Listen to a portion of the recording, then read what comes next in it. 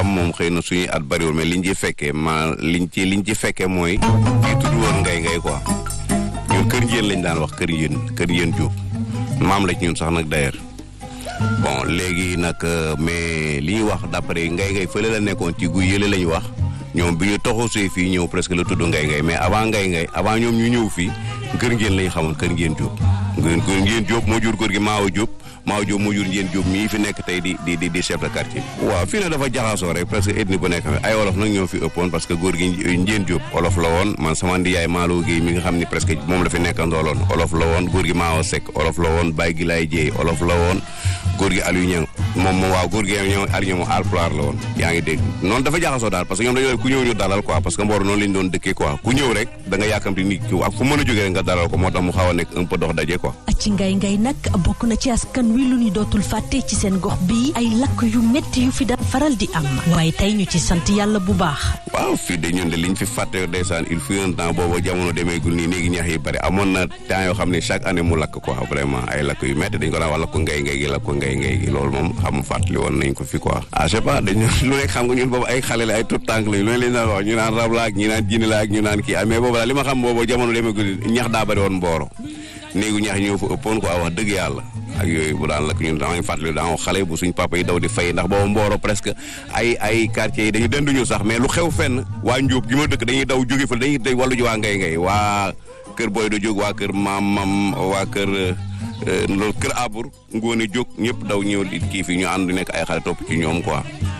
noonu la daan demee quoi mais exactement li ko daan daal ñu xamuñu ko woon quoi wax dëgg yàlla. fii nag jafe-jafe bu njëkk bokk na ci lu jëm ci wàllu ndox mu sell mu nekkoon nag ab problème bu doxoon ci seen digganteeg ak waa TEC waaye tey jii donte ni lépp yembagul waaye ñoom ñi ngi gérer situation bi. problème bi fi gën a am fi nii mooy problème ndox mi la ñu am quoi. waa ci nekk parce que xëy na ndox mi sax moom en tant que tel moom amul problème quoi parce que bu jaaree fi mu war a jaar rek ñëpp dañ am ndox quoi mais dafa amoon gestion bu baaxul boo xam ne moo fi jaar ba presque indi fi jafe-jafe yi fi nekk quoi. waaw parce que dañ ko yoroon bi ñuy soog a commencé vraiment mu nekk benn forage bi kese nekkoon F1 ci ndeysaan le feu Yatma Ndiaye affaire bii di dox vraiment jaar yoon booba Mboro li yëpp dañuy am ndox quoi même bu ñëpp du amandoo à la même heure aussi vraiment daawoon nañu am ndox ñuy dem ndeysaan ci njàmbaaram ak xeexam muy dem ba mu yàgg mu lijjanti un deuxième forage quoi vraiment affaire bi di dox booba temps au fort moo fi nekkoon ak yooyu quoi ñuy affaire bi di dox ak ñi nga xam ne nii ay waa dëkk bi la ñu bokkoon ci gestion bi affaire bi di dox ba benn moment rek ñu xëy indil ñu fi Aquatech ni léegi moo yor gestion bi quoi bi mu yoree gestion bi nag vraiment ci lañu commencé gis nag ay anomalie quoi affaire bi mujj di metti parce que ñun il fut un temps ñëpp am doole man je me rappelle bi may def robinet sama kër avec les 20 000 francs yow vraiment joxoon nañ ma weccet quoi te def ci mbedd bi laa ko jël dugal sama kër muy dem noonu demaat ay 25 000 mais musul egg 30 000 daal grosso modo mais bi Aquatech ñëwee daf ko yóbbu 110 000 man robinet bi mujj ay sama chantier parce que man chef de chantier j'ai fait de l'entretien bâtiment laay def chantier bi mujj installé j'ai donné 110 000 on m'a rendu 60 francs comme monnaie. xeexu ndox mi nag moo tax sax ma engagé wu jàpp ci ndax ndaw mi wax na ko jaar bu métti la ñu jaar waaw xam nga ay fan surtout jouru tabaski amoo ndox catastrophe mënu koo weesu ñun bi ñuy dem di jëli forage bi fekkuñu fa kenn. na nit ñi wax dëgg le forage a été à l'abandon Aquatech dafa daw dem waaw Aquatech dafa daw dem lu tax mu daw dem parce que Senelec daf ko coupé amuñu lu ñu fayee ils ont une ardoise de 57 millions ñu dem seen yoon ñun ñu ñëw éviter situation bi comme ni mu ko waxee pour ne pas me répéter ñu dem négocier ba ñu jox ñu ndox bi ñu joxee ndox ak léegi wax dëgg yàlla waa Mboro gis ci seen bopp di naan normal ñu ne ñu du ngeen fi naane commencé di ñu menacer le préfet ñëw na fii forcing yaakaar ay bicepsam pour génn ñu forage bi un préfet qui utilise ses biceps pour sortir les gens du forage yàlla mayu ko ndam parce que il n'a pas été supporté par les autorités comment dirais-je de gendarmerie nee nañ ko waxuñu woon ne da nga ñëw fii pour un bras de fer pour sortir ñii ñu ngi jox waa dëkk bi ndox ñuy naan normal. duñ ci sonn su préfet ñëw fi ñu def nañ ñaari yoon affrontement ça ne passe pas donc ñun fi ne nii ñun on est avec notre peuple donc fi ñu jëm ñeme nañ fi te xam nañ ko aussi mais bis bu ñu te na accepté ñu wóor teg ko seen loxo ñun tam ñu am droit de regard ci comité ci administration ci administration bi du ñu am problème. donc problème yi nga xam ne amoon nañ ko donc ñu bëri daanuñu am ndox wala heure yi ñu daan am ndox neexu leen maanaam ay minuit 1h du matin ba 2h du matin dañ daan toog tamit ay 4 jours ba 5 jours toog nañ fi sax lu toll ci 2 semaines yoo xam ne mosuñu amuñu ndox ba pare it bu fekkee groupe électrogène yi nga xam ne moom mooy service de relais dans les forages amu fi. tey nag la ñu bëgg moo di rek ndox mi gën a matandi waaye itam facture yu cher yi leen Senelec di jébbal ngir ñu mën a jot ci ndox mi ñu daal di ko nag mën a wàññi ak itam lu jëm ci pompe bi nga xamante ni amul doole noonu. facture yoo xam foo daan fayee 6 000 boo ñëwee ay 17 000 moom nga yaaw 18 000 ba pare jël fii nga xam ne li nga xam ne nii en son temps Yatma Ndiaye moo koy doon parce que man bâtiment bi ñi ko tabax ci laa bokkoon quoi bi ñu koy kii man maa suñu groupe ñoo ko gagné woon regroupement des ouvriers de Mbor ñoo ko gagné woon ñu tabax ko avec Yatma Ndiaye moo ñu fayoon au niveau de la trésor bi muy équipé ko nag bàyyi fi équipe boo koy doxal mais Aquatech bi mu ñëwee dafa di li fi nekkoon yëpp yóbbu ko Thiès bàyyi fi kenn rek mooy ki encaissé xaalis bi donc ce qui veut dire moom xaalis moo ko intéressé woon quoi soo amee ay anomalie ci sa facture sax boo ñëwee dañ la naan demal Thiès ñun daal li ñu bind mi ngi nii après da ngay fay noonu la doon maa ngi je me rappelle benn jour ñëw nañu sama kër ma fay ba pare ñëw di ma coupé si ma ñëw ne ma mais man fay naa ñu ne ma non fayoo man waaye ne man xombal laa jógee ñoo ma yebal pour ma coupé si ba mu demee génnee sama facture dafa mujj xuloo ak gaayan bi naan kaan yow waxoon naa lii doublon la te yooyu dafa bëri dem nañ fi benn kilifa diine di ko wax suñu bopp bi ñu jël suñu mbir yi parce que ñun bi ñuy yëkkati lii dañ dem ci kilifa diine mais kilifa diine Serigne Mouta Fall xam naa ko situé dafa man di wax dëgg yàlla lii am na lu ma ci xam parce que man mii tëdd naa fii benn waaye ñëw ne damay coupé si heureusement man du ma sànni benn kayit bi ma génnee facture wan ko dañ ma ko di góor gars yi ñu may bal ñoo juum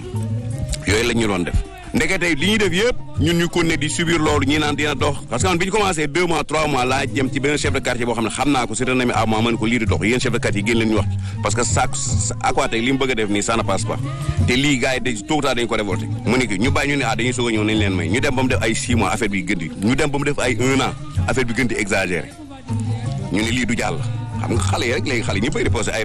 fi démo gars yi ñam nañu kii bi ñu demee ba ci biir li ko gën a def mooy ñu commencé am ay coupure ñoom Aquatech ñoom ak Senelec ñu jëkk leen coupé mu def ay 3 jours 4 jours ñu ni Aquatech dafa fayul Senelec ba coupé na xaw ma nañ def comment ils se sont fait pour s'arranger ba ndox mi ñëwaat ñu dawaat même pas 3 mois ñu coupé waat leen ñu ne xaw ma bi am na ko def ko intervenir ci kaw ba après am na ko ci am lu ñu joxe ba joxewaat na ndox mi 3e coupure bi moo duré 12 jours yoo xam ne tabaski ba ci la bokk amuñu ndox mooy tabaski de l'année bële passé ci la gars yi ci lañ jógee fekk nag goos yi formé nañu seen Aquatech dégage bi ni léegi dañuy def benn moment moo xam ne Aquatech moom dañuy abal comme ni ko yeneen dëkk yi defee rek ñu def ko ñoom nag seen bopp ñu def ko ñun ñii suñuy dooma ñi ci ak suñuy jarbaat ñu ñëw xam ne ñun tamit lii bokk nañ ñu ko doon initier malgré ay mag lañu mais dañ leen ni ñun bu ngeen ko defee ci diplomatie rek dinañ ànd ci xeex bi mais amul sànni xeer amul toj ñu jaar fi ñu war a jaar njëkki kilifa diine yi dem ci autorité yi kenn ku ne ñu wax ak moom kenn même le maire actuel bi fi nekk mos waxoon nañu moom ba am accord am ba je me rappelle benn jour waa Aquatech ñëw nañu bu nga fay génne xaalis boo xam ne waa Asifor ñoo ko fi waa Ofor ñoo ko fi bàyyi woon jour boobu moom maire bu signé woon dañuy génne xaalis mais maire bi da kon du ma signé parce que ne man je suis ay sama population laa nekkal te nee nañu buñ génne xaalis parce que lii du yoon ginnaaw gi nag xëy na affaire bi tourné rek ba mujj contrecarré mais moom au début il était avec nous. waaw Mboro bu fekkee ci jafe-jafe ndox yi nga xam ni amoon nañ ko damay wax ni sax ndax bala ngay xam dëgg lan mooy jafe-jafe yi da ngay remonter lu yàgg. tout d'abord damay sant bu baax D-Média moom mi ñu créer émission bi tudd sama gox nga xam ni mooy dugg ci gox yépp di xool li fa askan wi di dund donc Mboro nag li ñu fii dund. lu ma ciy wax rek mooy comme ndox mi nga xam ne moom moo ñu gën a soxal parce que nit ndox la lépp loo gis muy dox rek ndox moo tax muy dox Mboro tamit nekk dëkk boo xam ne ñoom xaaruñu kenn ci dara donc bu état ñëwoon defal ñu jël bu ñu defalulee ñun ñu defalal suñu bopp et dañu yore woon ndox mi nag ak Asifor mu doon dox normal xëy bés mu indil ñu benn société privée société ba ñëw na doxalul ba daw dem donc ñun ñu jël ko di doxal waa dëkk bi jël ko boog di doxal kon tamit luñ ci bëgg mooy mu ñëw appuyer waa dëkk bi ñun fu ñu koy xaar mooy fi nga xam ni branchement yi eggu fa extension bi mu ñëw jàppale ñu ci loolu état ji na jàpp ci loolu soxla nañu beneen forage na ñëw tamit jàpp ci loolu mais tamit soxlawuñu ku ñuy jëlal ndox mi di koy joxaat keneen ku xam ne day ñëw rek di commerce ci sunu kaw donc daal lu ñu bëgg daal mooy problème yi nga xam ne moom la ñuy dund fii te ñoo ngi ciy jéem sunu kem kartan donc lu ñuy xaar état mooy na ñëw tamit jàpp ci te ñëw di waxtaan ak nit ñi ba pas ñëw rek def rek li nga xam ne moo nekk seen xel mais dëkk bu nekk da ngay waxtaan ak ñi fa nekk pour mën a xam ñoom lan la ñuy dund comme nii ngeen ko defee. mais man fi may gën a incité rek mooy ndox mi dañu duñ wax ci ndox mi ndox ñi nañu dimbali ci ndox mi bàyyi ak waati na dem waa dégage ñu ngi fi mën nañoo yor ndox mi ñun sonn nañu ci problème mu ndox li ñu am diggante daaw ak ren amuñu ko woon ci ndox waa dégage ñoo ko fi indi ak waati yàq na dëkk bi nit ñi toogoon nañu boo xëyee ay saret moo lay indil ndox bala ngaa togg añ saret moo lay jaay ndox bala ngay ndékki saret moo lay jaay ndox bala ngay sangu noonu te loolu diggante daaw ak ren dañ na fi yàlla ak ñoom ñii ñoo tax ñoom ñoo ko fi dindi kon nañ ñu bàyyi ak ñi nga xam ne ñoo ñu indi ndox mi tey ba muy walangaan ci dëkk bi forage yi daanaka fii kër yi ngay dugg te du am ndox bariwul ci àll bi lay doon te ñàkk moyen bu ñu fa jaaree loolu moo tax foofu amul ndox boobu ba léegi ñun ñoo ngi ci ndox mi di sonn boobu ba léegi am nañu ay buntu ngir yàlla nañ ñu bàyyi ñi fi nekk mën nañu koo lijjanti gis nga suñu ndox mii ak waatit fii Mboro pare na fi xaw ma faneen de mais Mboro moom pare na fi ndax bam ñu xañee tabaski googu nga xam ne dañoo xëy war a julli ji mu tëj ndox mi nit ñi xëy bëgg a jàpp bëgg a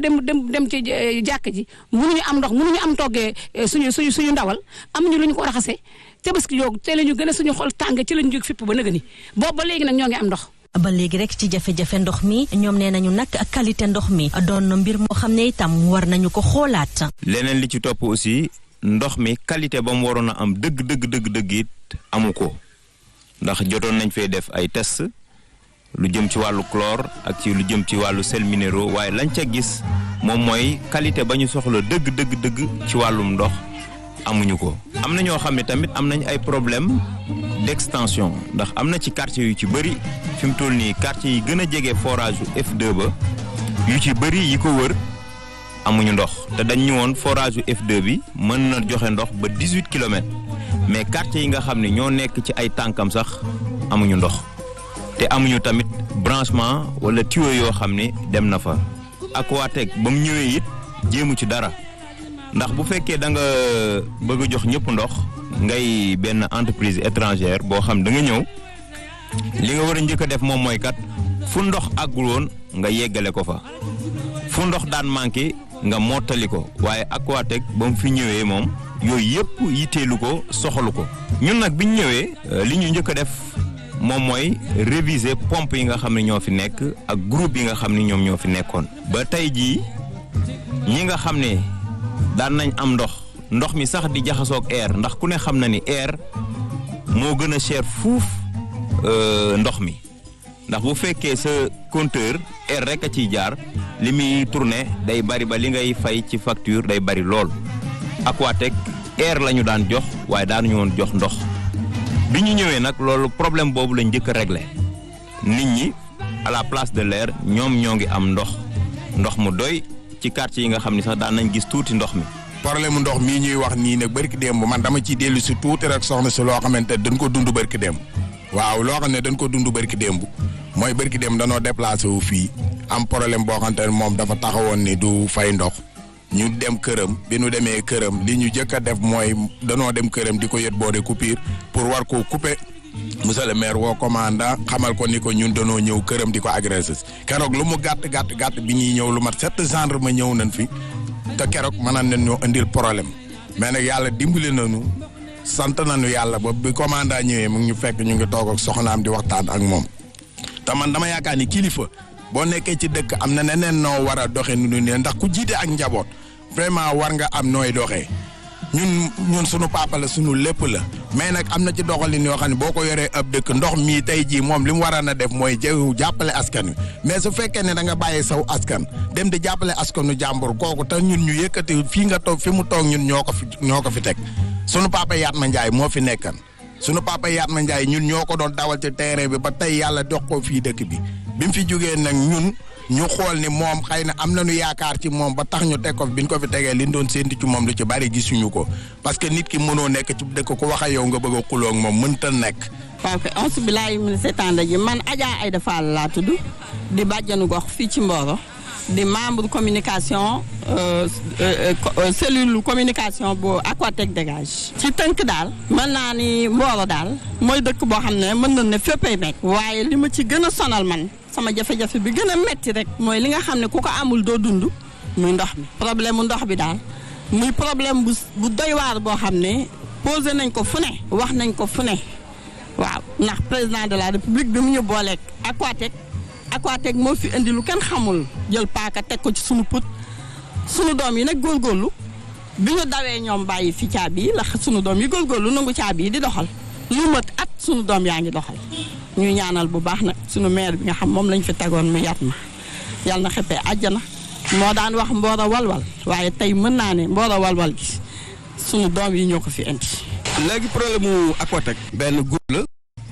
boo xam ne am na lu leen métti ñu dem jël récupérer forage bi di ko gérer groupe boo xam ne nag nekkul mbooloo moo xam ni autorités yi dañoo daje fekke mbooloo mooy sous-préfet ñëw maire ñëw ñu valider ko kooku mënuñu ne dafa représenter askan bi parce que lu représente askan fii ci Mboro suñ koy taxawal il faut maire fekk ko sous-préfet fekk man mii su fi problème amee man en tant que maire man lay gën métti sama doyen bi nga xëy ne moom la fa remplacé dem si yàlla Yatma Ndiaye suñu équipe la àndal ba mu toppatoo deuxième forage ñu indi ko l'état du Sénégal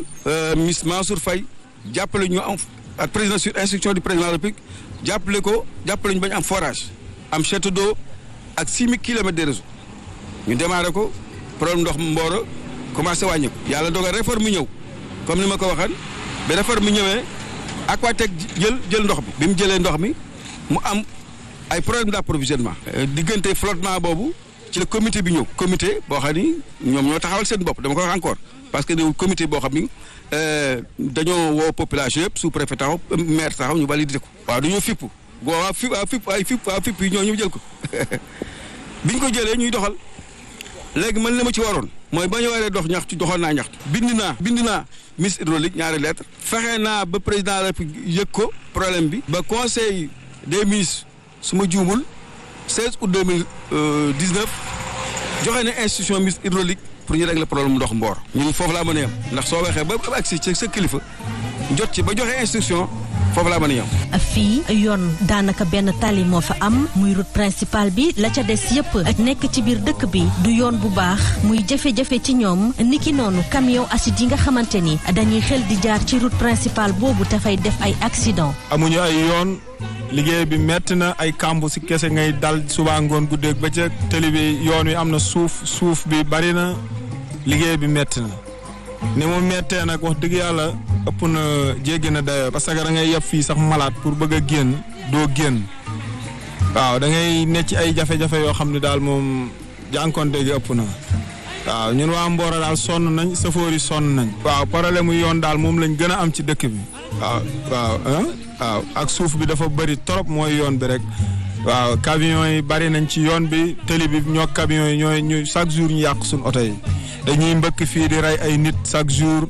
déviation amu fi ci biir marché bi ñun ñëpp ci lañ nekk waaw mbande asi bi bari na fi trop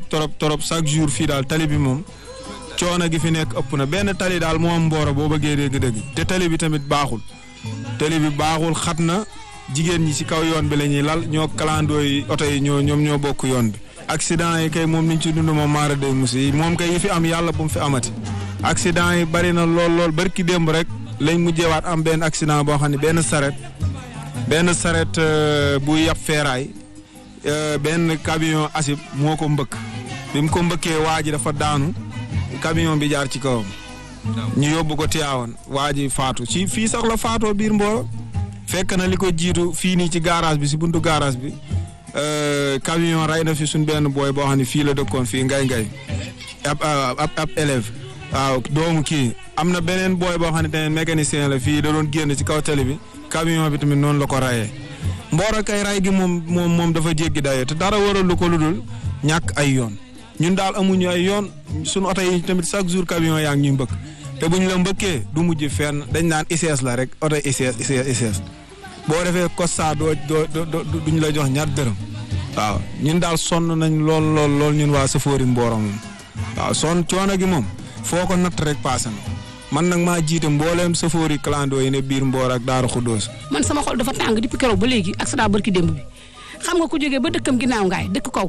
yor sa sareet di ci def feeraay di wut loo yóbbu ak ay xottu kanet ak ñoom seen yooyu dajale ko oto bi ñëw ni ko teel xëcc ko te mi ngoon ci trottoir bi mais daf ko lonk waajib ba tër ñu ko daanu mu jaar ci kaw nettaliwuma la ko te du kooku rek ñaata boobu ak léegi depuis daaw ren kantu naa fi 5 personnes yoo xam ne ñoom ñoo leen rey waa usine te kenn du ko wax. ni nu amee problème yoon noonu lan amee problème mu marché boo ñëwee ci Mboro sunu marché baa ngi nii ñun fi la ñuy xëy chaque jour ñun ay tailleur lañu man ci responsable tailleur yi Mboro yi ci laa bokk ñi jiite tailleur yi ci laa bokk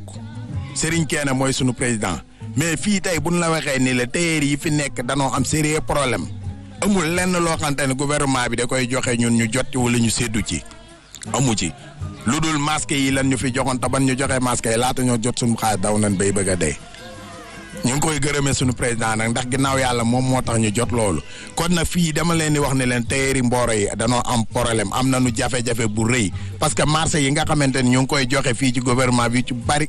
ñun dañ koy dégg dañ koy gis problème xaalis bi nga xamante ñu ngi ko fi doon séddale fii tey boo xoolee ñu bari jotuñu seeni xaalis fii ci mooy 150 millions doon dimbalee ñi nga xamante ñooy artisans yi ñu bari jotuñu seeni xaalis. non yoon bi fii ak Tivaouane d'abord hivernage saa bu jàllee parce que soo wëree Sénégal su ndox moom ak goudron moom déggoowuñu soo fa taw ndox bare rek yoon yi am ay kàmb. AGEROUTE tàmbali na ak entrepreneur bi commencé nañ yoonu Tivaouane ñu ngi koy defar ñu ngi avancé excès gu ñu Mboro nag mais suñu defaree tali bi suñu excès Mboro ba romb ko problème yooyu dina jeex su ngeen demee Tivaouane di ngeen constaté ni su ngeen demee ba la nga basé Taïba Ndiaye di ngeen constaté ni yoon bi foofu commencé nañ ko élargir ñu ngi avancé mais travaux du ci xam nga su hivernage duggee rek na mu war a gaawee du ni gaawee. fii bu fi jéyee amee ngir wàllu ñamu dal ci seen kaw du yomb ndaxte caserne sapeur amu fi niki noonu lu jëm ci ay ambulance ñoom nee ñu matewu fa. caserne de sapeur pompier il faut que mu am fi ndax dëkk bu toll ni Mboro ay industrie chimique nekk fi ay industrie minière nekk fi war nañu am caserne de sapeur pompier boo xam ne day jege population yi nga xam ne bu jëyee amee mu gaaw ñëw lijjanti problème. amuñu ay ambulance yi fi jot a nekk du gouvernement moo ko fi indi du maire moo ko fi indi ay doomi Mboro ñoo ko fi indi te matewul ndax hôpital bu ci nekk benn ambulance tey si bu ñaari malade yu ñu war a évacuer amee y a problème poste de santé yi ñoo fi amuñu hôpital. te dañoo war a am hôpital bu mag bu moderne bu rafet bu baax ndax waa Mboro yaayoo nañ ko ndax fu ñaari usine nekk waa Mboro yaayoo nañu hôpital bu baax yaayoo nañu caserne yaayoo nañu poste de police te loolu amul Mboro te dafay war a am. ambulance pourtant poste yi fi nekk bu ne am nga ba am na ñaari benn bi am na 2 ambulances benn bi am na ambulance. ambulance moom am na fi. waaw parce que xam naa ni poste 1 am na ñaari ambulance poste 2 am na ambulance te ñaari poste yooyu lañ am. kon amuñu problème évacuation poste sapeur bâtiment bi nga gis nii sapeur pompier ñëw nañ fi le haut commandement ñëw na fi ma ànd ak ñoom ñu réfectionné ko réfectionné ay locaux ci ginnaaw 3 bâtiments réfectionné nañ ko fi di xaar ñoom ñëw mais dafa desoon nag quelques réglages techniques yoo xam ne dañu su ñëwee ñu wax ñu lan lañ ci war a yokkaat pour ñëw ñu mën a ñëw. Mboro li mu ñàkk terrain am na fi benn terrain bu ñu réservé pour les sapeurs ànd nañ fa ak ñoom bañ demee ba xool ko ñun ñoom mënuñoo am terrain bu gën bi. aménagé aussi des locaux yoo xam ne mën nañu fi nekkal provisoirement en attendant que ñu tabax seen terrain boobu. ñàkk kaaraange itam dal dina am fii ci gox bi ci Mboro ndaxte kat éclairage bi ñoom nee ñu matewul. gannaaw loolu ku ne xam na ne tamit insécurité am na fi ndax vol yi bari na agression yi bari na kon donc war nañu am benn police de sécurité wala police de proximité boo xam ne dana mën a gérer population yi assurer seen sécurité. waaye éclairage public bi mun naa wax ni population yi soo wane 90% population yi dinañ la éclairage bi am fii amul fenn. ndax dañu ñëw bi ñu ñëwee pratiquement en 2014 benn ligne lañ fekkoon ak quelques poteaux ci biir dëkk bi. bi ñu ñëwee avec la Sénélec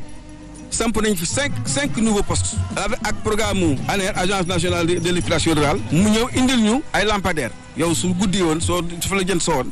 nga duggee Mboro ba kër nga génn da nga naan Mboro moo gën a leer Dakar. donc ñu ngi profiter également pour sant DG ANER DG ANER ak ministre énergie ak le président ci appui woo mu appui gis nga lampadaires yi soo xoolee gis nga bii yaa gis nga ko ni nii la commencé ba nga génn ba nga ni nga génne Mboro kon éclairage bi ay na ay poche nag yoo xam ni des na mais quelques poches la plus de 90% Mboro am nañ courant des na ay poches ay quelques raccordements. si boobu avec la Sénélec am nañ programme mu ñetti postes 3 nouveaux postes yu ñu war a installer démb rek maa ngi ci waxtaan ak les responsables du projet. fii ndaw yu bëri dal diw ñu am xëy muy jafe-jafe ci ñoom. ndaw ñi manqué nañu liggéey fii Mboro ku xam Mboro ak industrie ni mu ko jegee waaye dañuy seetlu ni à chaque fois bu recrutement amee ñeneen la ñuy jëli ji ci yeneen i barab ci yeneen i dëkk ci biir Mboro waaye fii waa Mboro duñ leen jël kon donc war nañu créer déjà benn centre de santé centre de formation boo xam ne mooy former ndaw ñi bu ñu amee formation ba pare ñu jël leen ci industrie yi nga xam ni ñoom fi la ñuy yeewoo. centre de formation technique ku ne xam na ni Mboro benn lycée kese la am ba Mboro dee Mboro ba léegi benn lycée la am lycée boobu fi mu toll nii dafa surpeuplé kon donc war nañu amaat beneen lycée ak benn lycée technique ndax fii ni industrie comme que wër na ko bu ñu amee lycée technique dina tax lépp lu génnee ci lycée yi mën a dem directement ci li nga xam ne moom mooy industrie yooyu. suñu doom yaa ngi nii gis nga kii jóge tool pourtant ay diplôme la yore